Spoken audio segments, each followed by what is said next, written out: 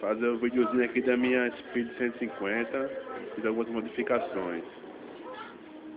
Aqui tá o Coyote. Tá ligado. Peraí, Eric.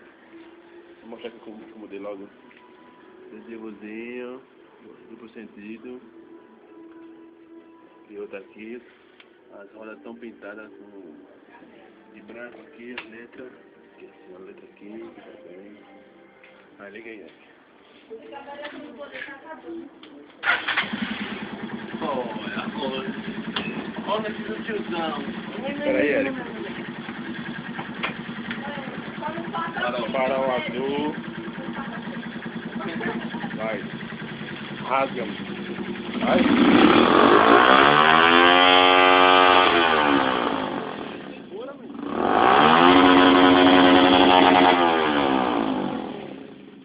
Tá bom. Isso é muito apoio de você, viu? Tá vendo, viu? Aqui é a preço da nova Mix. Tá bom, desliga aí aqui.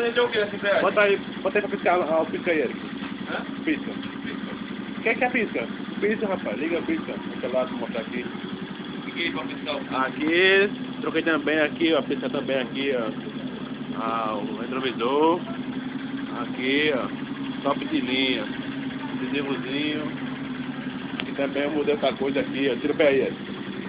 Botei então um pitãozinho aqui. Pra ligar o LED aqui.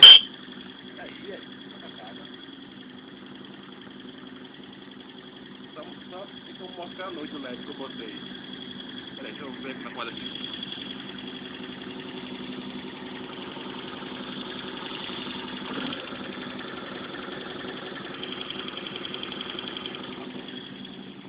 Desliga aí, Eric, a moto. Doido. Liga.